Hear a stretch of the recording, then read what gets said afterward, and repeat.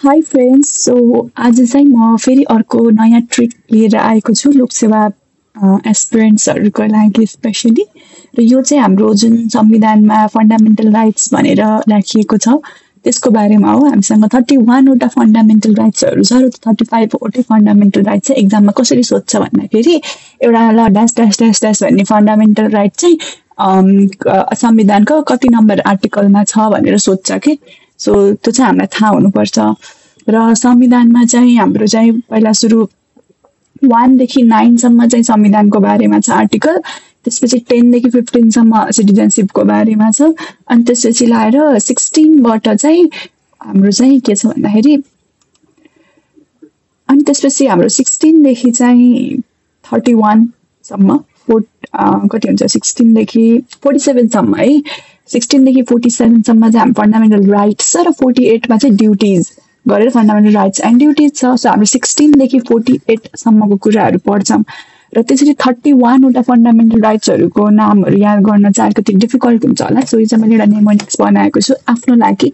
So this specially मैले आफै बनाएको हो होइन, but I thought why not share it with you all so that if तपाईँहरूलाई पनि इन्ट्रेस्टेड हुनुभयो भने चाहिँ यु क्यान फलो दिस है, इट्स वर्थ फलोइङ भन्छु।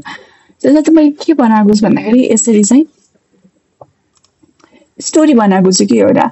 सो आई स्टार्टेड, मैले जुन हाइलाइट गरेको छु नि, यो हाइलाइट गरेको चाहिँ एकदम इम्पोर्टेन्ट छ है, किनकि यही नै हो हाम्रो मेन कुरा नि यिनीहरू हो। अरू त सबै आफ्नो ल्याङ्ग्वेज यिनीहरू जुन हाइलाइट गरेको छैन यो त आफ्नो ल्याङ्ग्वेजमा बनाए पनि हुन्छ, तपाईँहरूले मेरो ल्याङ्ग्वेज मन नपरे है।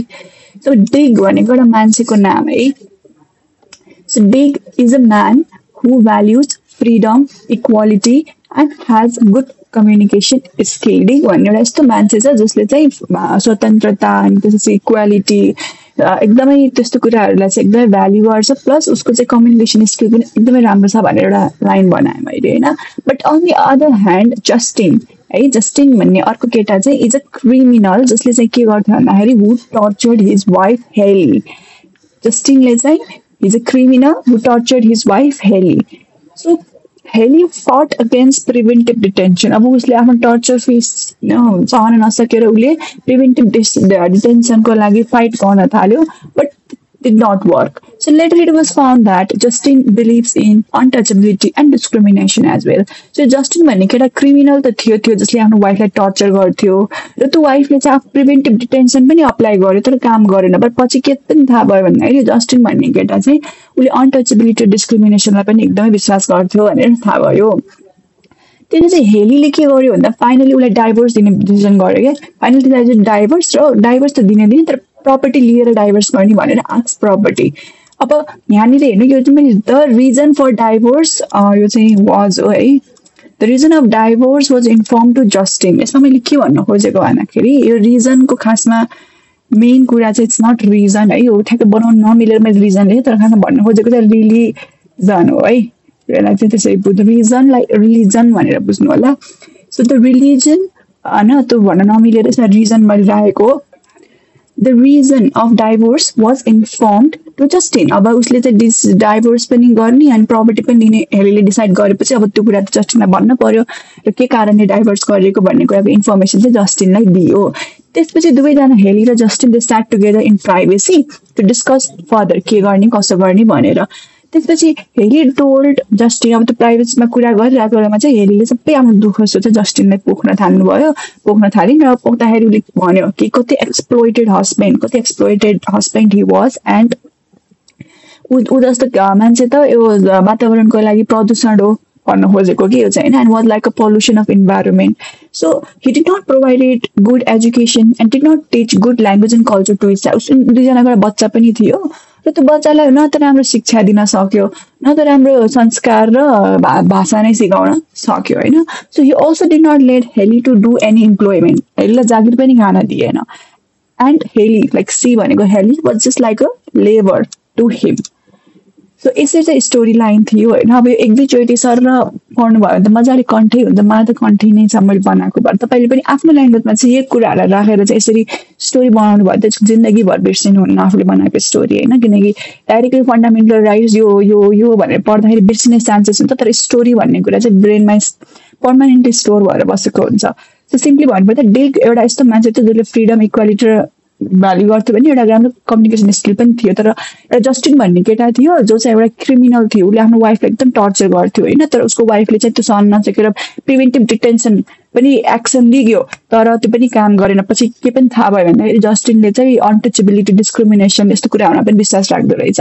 पछि गएर सोद्धा सोद्धा हेलीले चाहिँ के डिसाइड गर्यो भन्दाखेरि अब डिभोर्स दिन्छु अनि प्रपर्टी पनि लिन्छु भन्ने डिसाइड गर्यो हेलीले। त्यसपछि अब डिभोर्स गर्ने प्रपर्टी लिने भन्ने कुराको त्यो रिजन के कारणले डिभोर्स गर्न लाग्यो र त्यसको इन्फर्मेसन चाहिँ जस्टिनले पायो।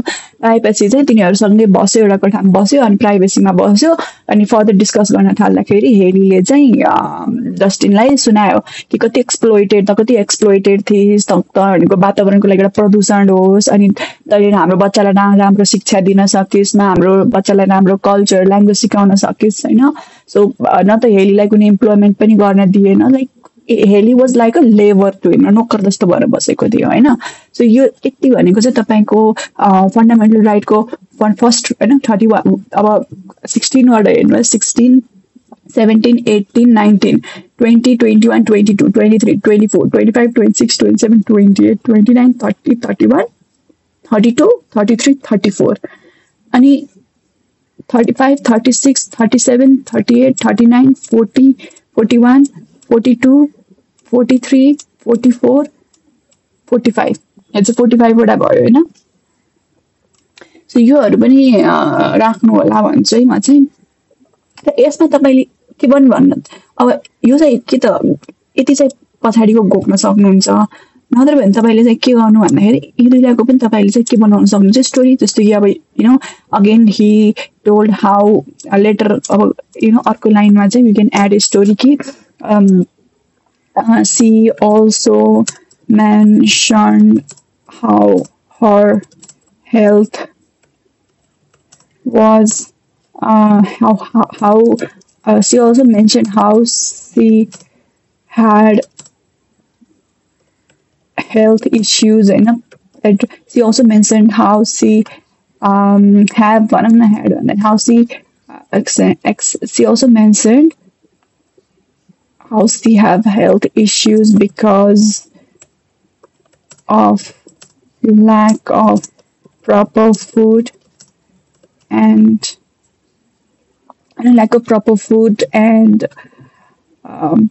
यति मात्रै लेखौँ न, फुडसम्म यो दुईटालाई लेखौँ। अनि त्यसपछि अब यसबाट चाहिँ मैले के भन्दाखेरि हेल्थलाई हाइलाइट गरौँ र फुडलाई, हेल्थ पछि फुड छ नि त, सो मैले फुडलाई हाइलाइट गरेँ होइन। सो यसरी मैले एउटा अर्को स्टोरी थपेँ। सो यति गरेपछि अब यो हेल्थ र फुड यो यहाँबाट हटाइदिउँ। अब हामीसँग के बाँकी रह्यो, अब यो चाहिँ याद गर्नु कि सजिलो छ यति याद गर्न, किनकि हाउसिङ घरभित्र एउटा वुमेन हुनै पर्यो। वुमेन भएपछि एउटा बच्चा आइहाल्छ।